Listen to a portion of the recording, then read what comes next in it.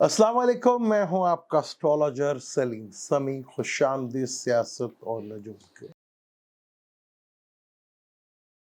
2026 आखिर इतना इम्पोर्टेंट क्यों है? क्योंकि दुनिया बदलने जा रही है 2026 में। बहुत बड़े बड़े इवेंट्स इस 2026 में देखने को मिलेंगे। सबसे बड़ा इवेंट कि ईरान एक मुस्लिम कंट्री दुनिया की चौथी सुपर पावर बनकर उभरी। इससे बड़ा इवेंट क्या होगा? क्योंकि इस वक्त दुनिया का जो किंग है वो अमेरिका है, जिसे तमाम इस्लामी मुल्क बिमा पाकिस्तान सब गुलाम है स्वाय ईरान के। उनकी ईमान की ताकत कह लें, अल्लाह पे यकीन कह लें, वो दुनिया की सुपर पावर से, हालांकि अमेरिका और ईरान का कोई झगड़ा नहीं, मेन इसराइल का है और ईरान का ये झगड़ा। ये एक बहुत बड़ा इवेंट 2026 बहुत इम्पोर्टेंट है, क्योंकि दुनिया के बड़े बड़े फैसले इसी साल में होंगे। आगे जो भी बड़ी बड़ी चीजें होंगी उसकी बुनियाद 2026 ही होगा। यहूदी और जायनिस्ट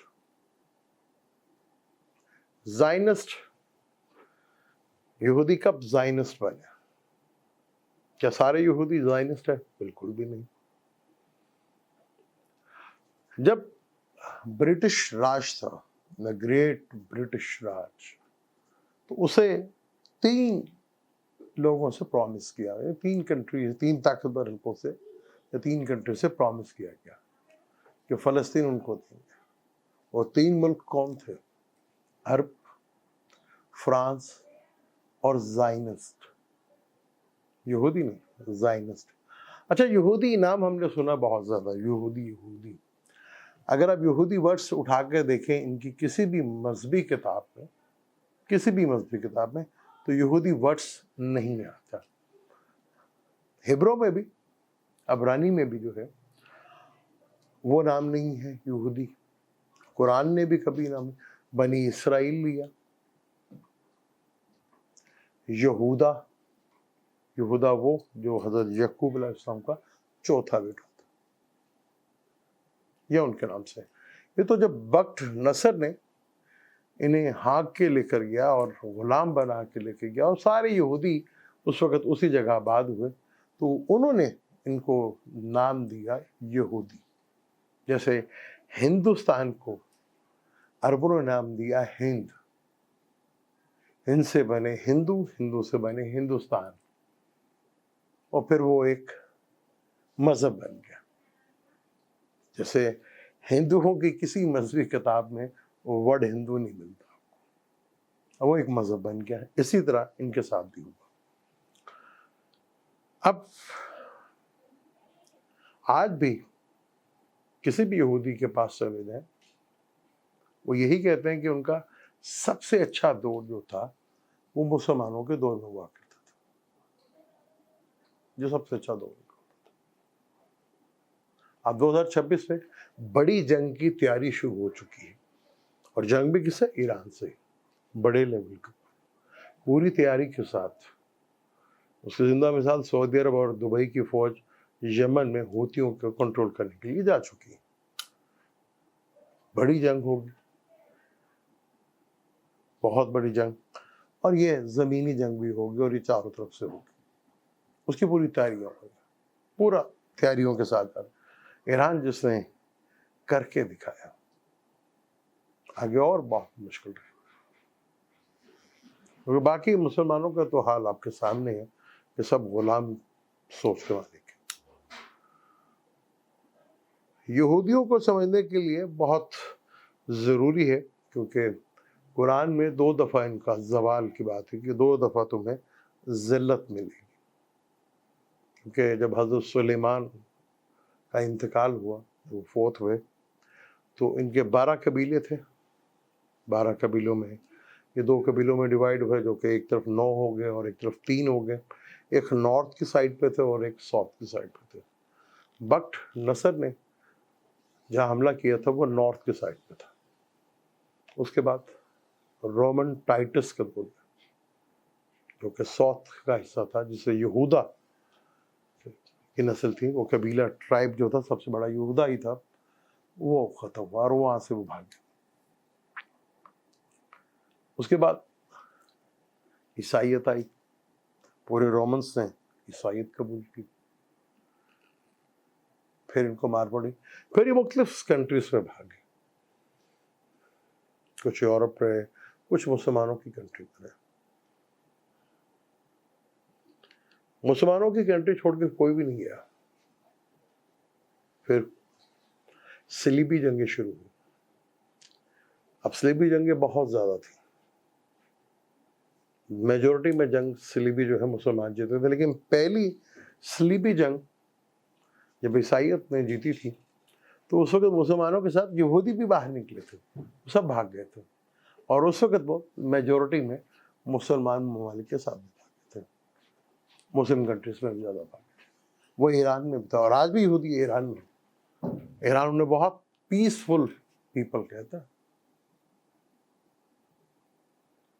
आज भी, हालांकि उनके ईरानियों के बच्चों के स्कूल में हुआ, उनके यहूदियों के स्कूल भी, उन्हें कुछ नहीं किया.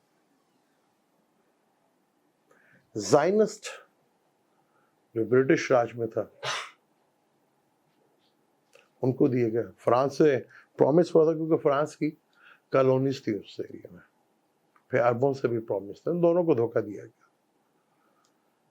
अब 2026 में इनकी जो ज़ायनिस्ट की तीसरी दफ़ा बनाने की जो ख्वाहिश है हैकल. अच्छा, मज़े की बात है कि वो जितना भी एरिया है जहाँ ये बनाना चाह रहे हैं वो मुसलमानों के अंडर में आता है, कब्जा सारा इनका है. ये बड़ी हैरत की बात है कि वो जिस जगह वो बनाना चाहते हैं कब्जा इन्हीं का है, अंडर वो आता है मुसलमानों के, और वहाँ पे इजाज़त भी नहीं किसी गैर मुस्लिम को जाने की, ना यहूदियों को जाने की. वहाँ से मुसलमान जा सकते हैं, हाँ किसी खास एरिया तक जा सकते हैं जहाँ पिक्चर वगैरह खींच सकते हैं. एरिया भी उनके पास है, कब्जा भी उनके पास है, फिर अभी तक बनाया कौन? ये है ना सोचने वाली बात. यही होगा हमारा टॉपिक कि यहूदी और ज़ायनिस्ट पर फर्क क्या है, और क्या दो बड़े इनके काम थे कि 2 दफा तबाही इनके साथ है.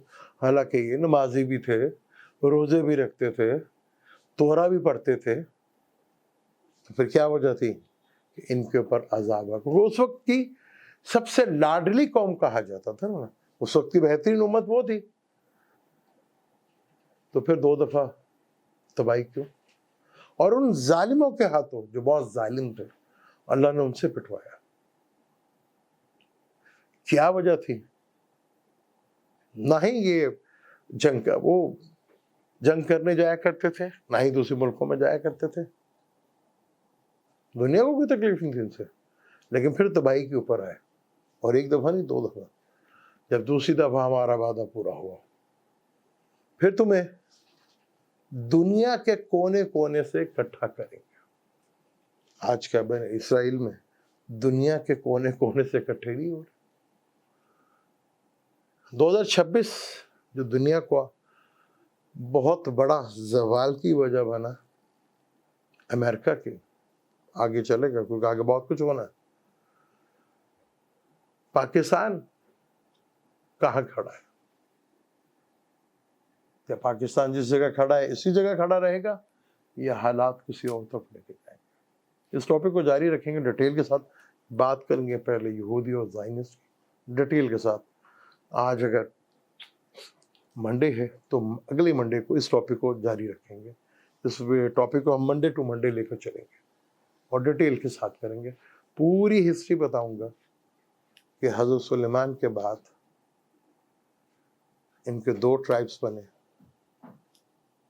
और कब ये यहूदी, जैसे मैंने आपको कहा कि बख्त नसर के दौर में इन्हें यहूदी कहा गया, जो कि इनकी मजहबी किताब है. अब बड़ी जंग की तैयारी हो रही है ईरान से, बड़ी लेवल की, और उसकी पूरी तैयारी हो चुकी है. 29 अगस्त के बाद से और अक्टूबर के दरमियान बहुत कुछ देखने को मिलेगा. مجھے دیں اجازت، انشاءاللہ ملتے ہیں ویڈیو میں. اللہ حافظ.